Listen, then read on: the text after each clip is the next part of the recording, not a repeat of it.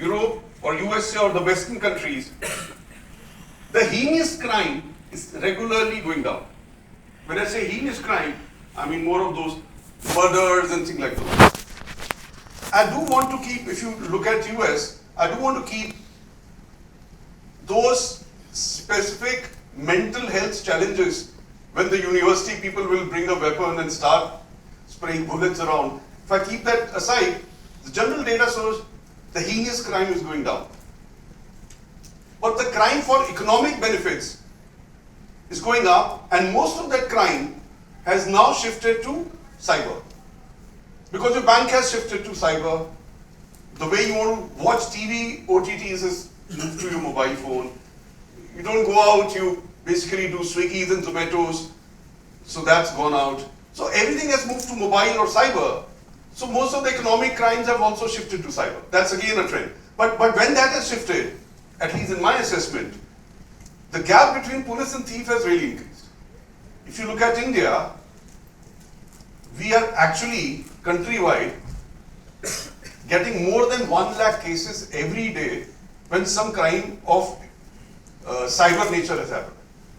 And in this, some of the minor money, if somebody has taken 1,000 rupees out of your Paytm, you're not even reporting this. So there's a huge number which is non-reported as well.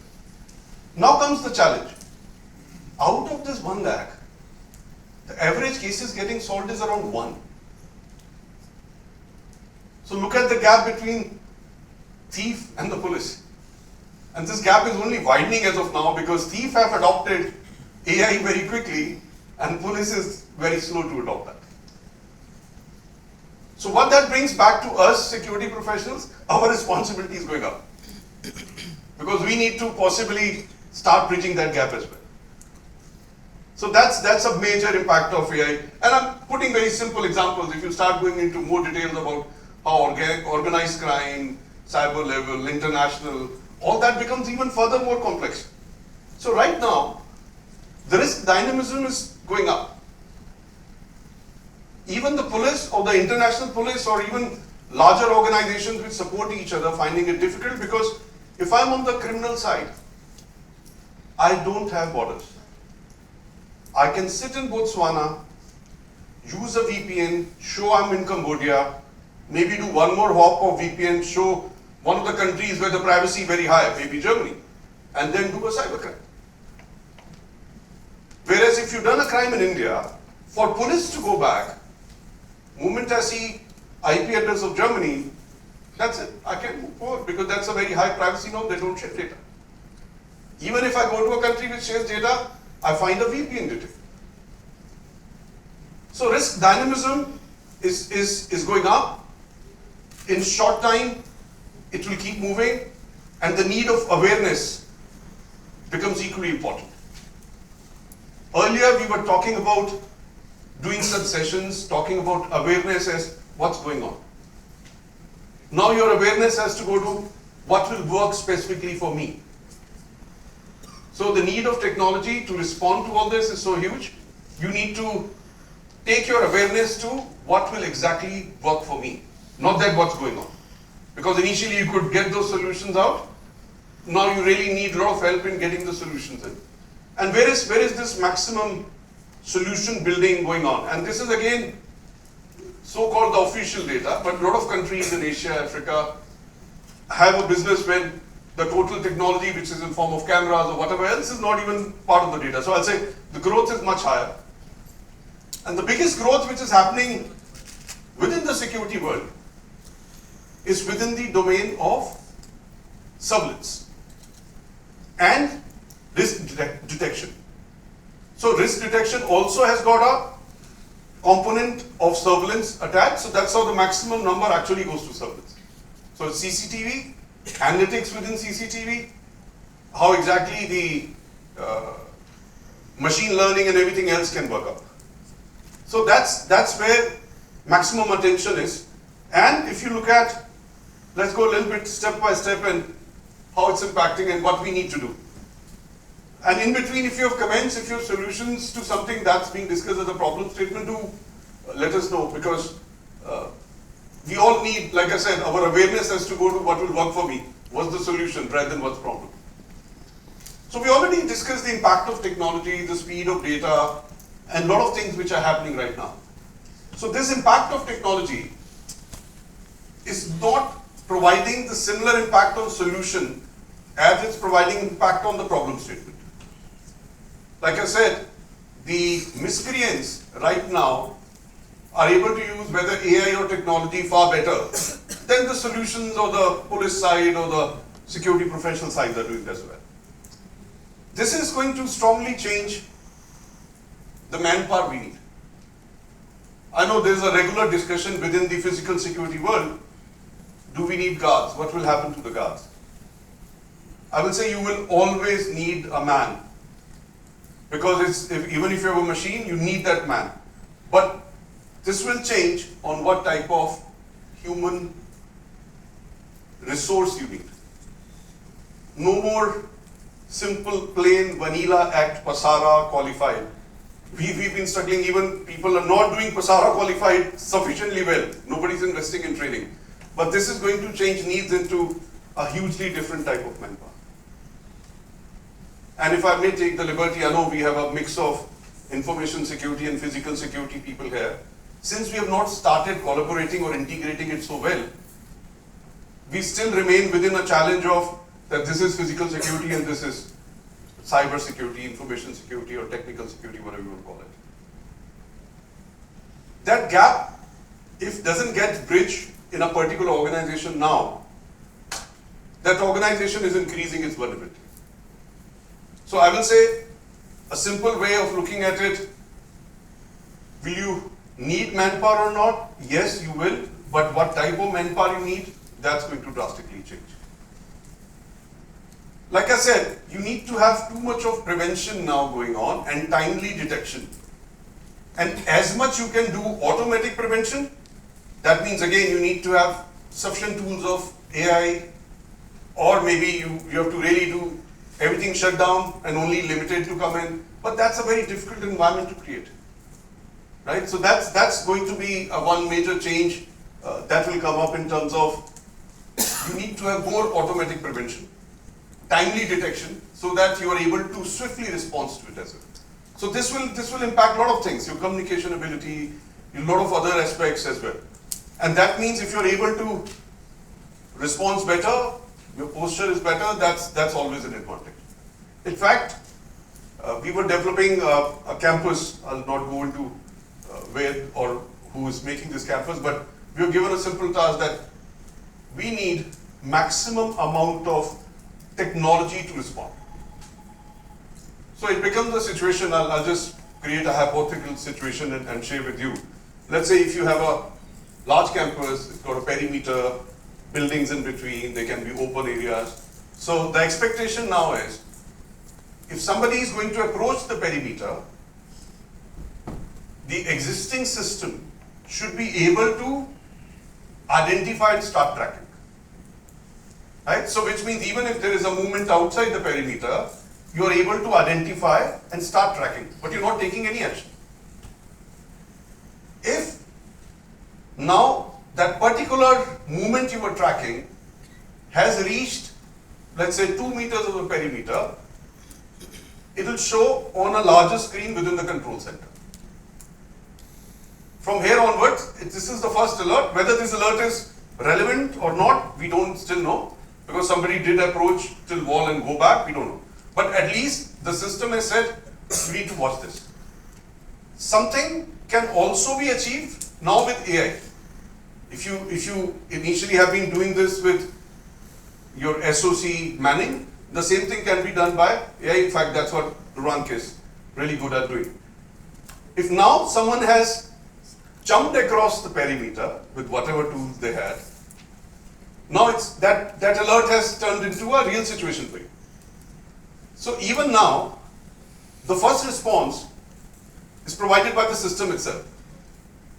This area where the person has jumped will become more illuminated.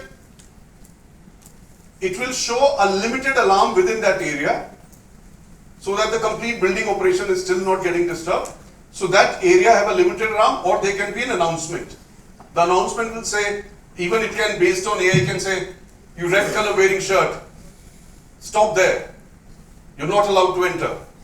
So this is again like, if I'm wearing red color, what is this?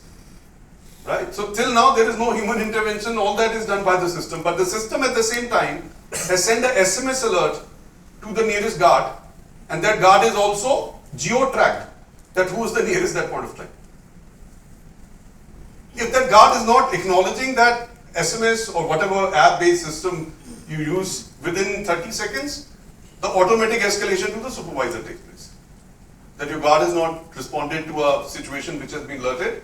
And what system is doing in addition, if this person is moving towards the building right now in the open area, the doors of that building from where this possible person can enter will get auto-locked. Depending upon what you want, they can be double doors, you can get him in between and then lock both the doors as well. So till now, if you look at, there is no human intervention required and the complete technology-based system can run it. So your SOP, so-called SOP, is running with the machines. And you're responding only to those situations which you're not able to manage with your technology. And obviously in this case, since you don't have guards sprayed all around, they're coming from a distance, communication to them and their mobility also has to be enhanced. In fact, there is a large mine area in which the response is not by guard, the first response is by drones. The area is so large, if human is going to move, and also the undulated ground, they'll not reach in good time. The first response itself is by drone. And drone, once it goes in, it can actually zoom into faces, do better identification, and you cannot do anything to the drone. So that's the level of technology intervention and all that is being right now discussed and going forward.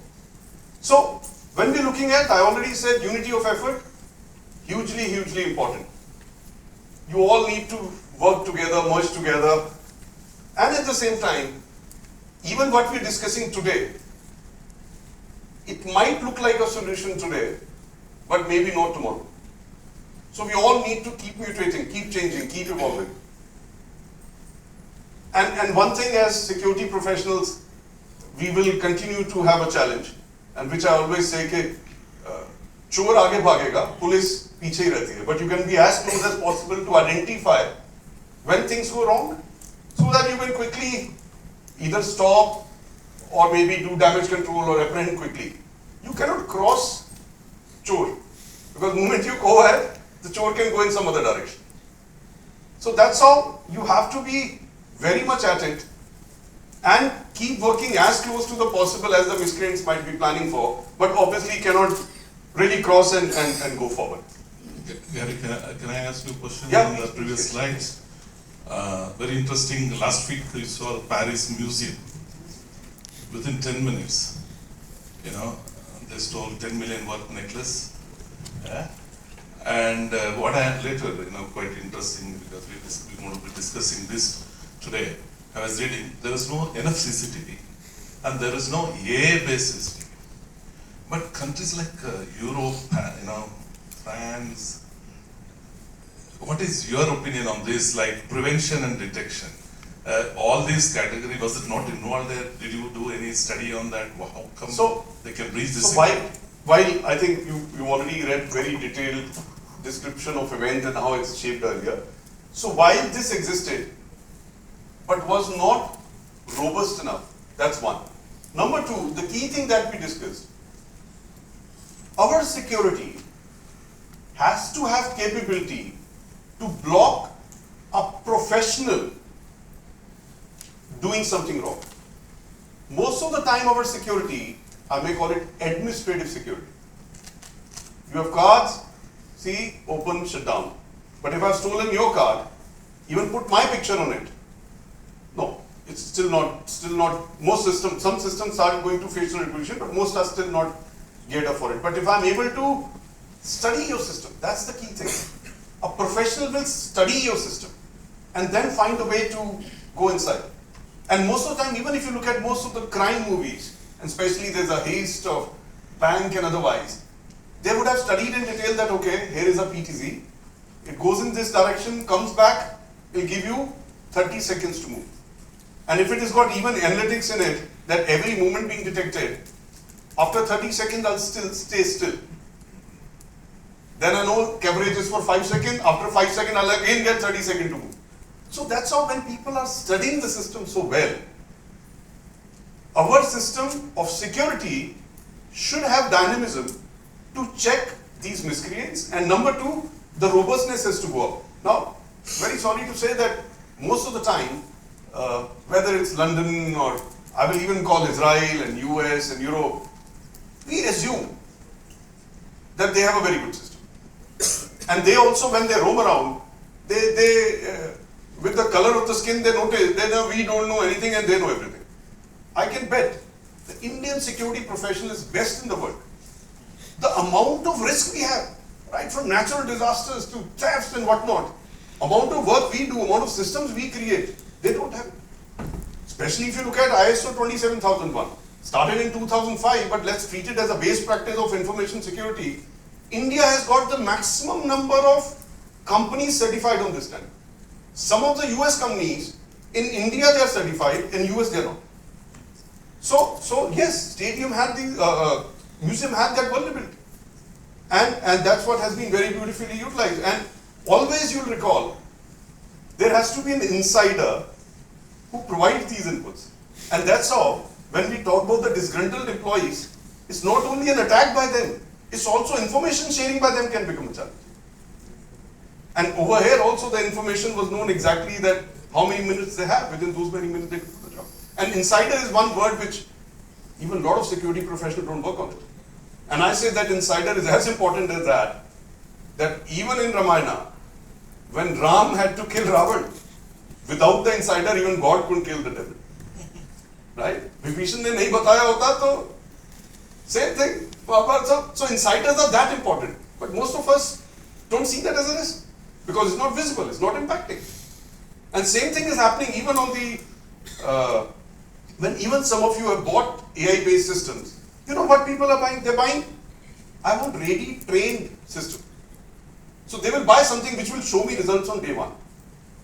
Forgetting, this system will operate best if you let this machine learn and become more intelligent every next day. If they had a machine learning based system, the movement, the tracking of movement would have given this miscreant's identity. But this system was not geared up for that. And when I say this, yes, it's a reality.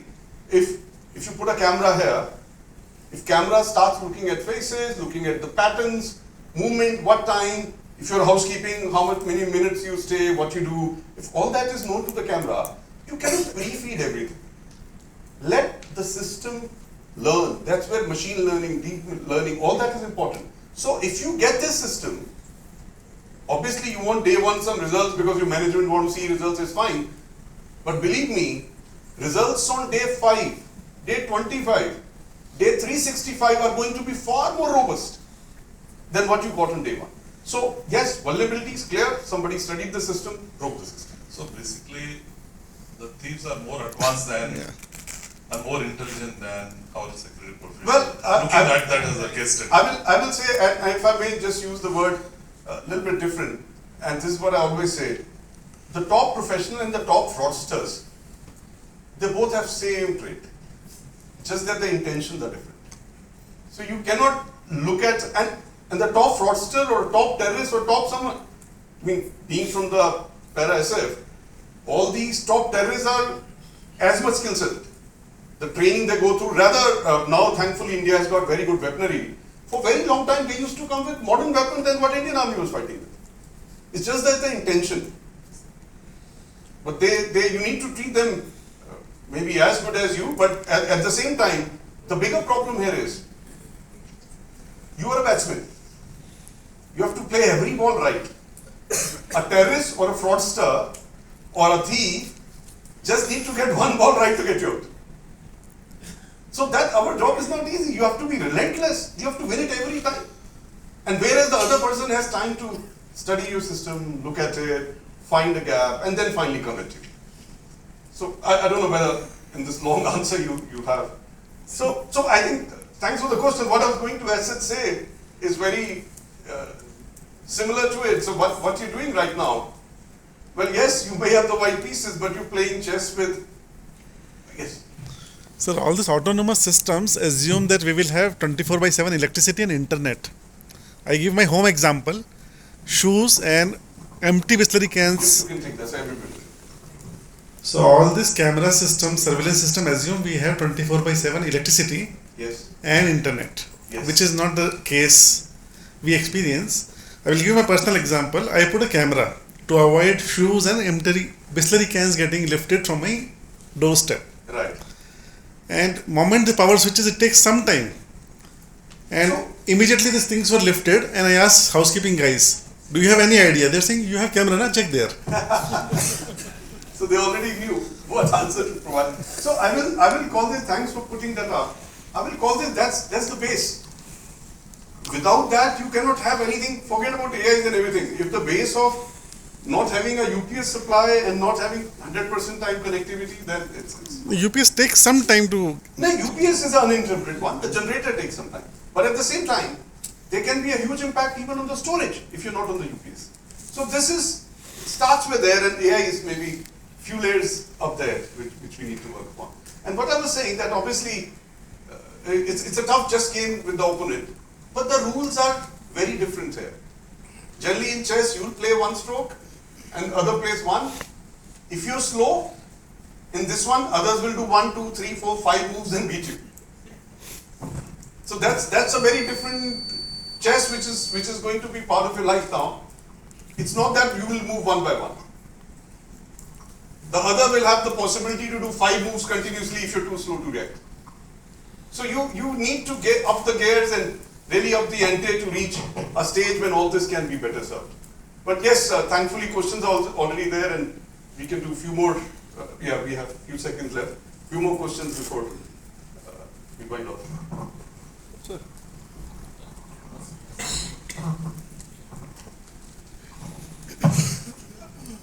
On the same slide, talking about prevention and detection. Two things associated with it, which you mentioned very aptly, that probably analytics play a very important role.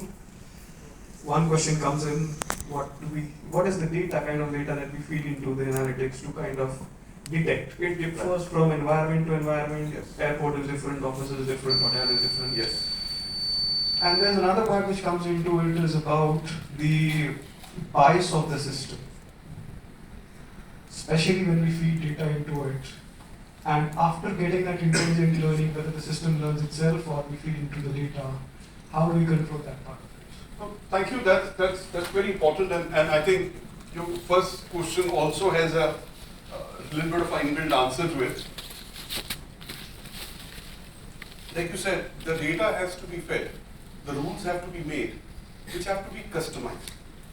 If I'm in a mining area, or if I'm holding a currency chest, or if I'm in an IT company, or I'm holding a normal bank, or I'm in the retail sector, everybody will have different rules. Because, and again, a lot of things which can be done using technology. I will say, go forward. Don't even limit it to security.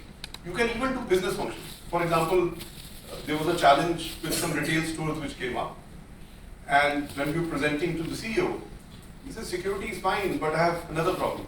How can you tell me my store is ready at 9:30 and not late? You have cameras.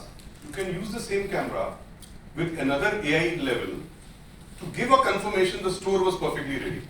Because the same camera can also see if they're loitering, all racks are complete, people have come in time. So you can even go ahead and feed rules of business, not only security, and then even the security which often gets a challenge of this is cost. Once you are able to do business function using your system, you will not be seen as a cost, you will be seen as enabler. So I will say the data has to be very customized, and even within the same sector, in two different environments, if my neighboring unit is Israeli embassy, I'm company A, and another one in company A campus, my neighbors are all other IT companies. So even the environment for these two will change. So what data I fed when I'm in an IT environment vis-a-vis when I'm neighbor to Israeli embassy, even that data has to change. Even those rules have to change. So it has to be very customized. It cannot be one size fits all by any chance. That's the first part which you mentioned. I think second, sorry, I bias of the data. bias. That's a very genuine problem you've highlighted. system as of now, although AI generative, whatever you call it, is still getting sharper. It is not at a stage when everything is fine with it. So there is a lot of R&D development going on. Secondly, once you place, your own machine will learn and reduce the bias regularly. Till now, yes, it's a reality. The system will not start with 0% bias. It will have not only bias, but it will also have some errors. But that, with time, people like Shivni are doing more R&D, please improve the system. And then when the systems are deployed, the machine learning also reduces the errors and bias. So you will not have first day 0 errors. You will have some challenges and they will get eradicated as the system becomes more mature. Just one more point associated with it. From the government perspective and the regulations perspective, are there any regulations or rules that are framed specifically for India which talks about, because it's all personal data that we are talking about, whether it's detection or everything else, and then we are storing it. Yes. Big question mark. What are the government rules associated with it in terms of India? And globally also, like in US we have more stringent rules, Europe we have more stringent rules. You cannot just transfer the data also. There are data protection rules associated with it. So where are we currently and how do we see changing it? Great. So thankfully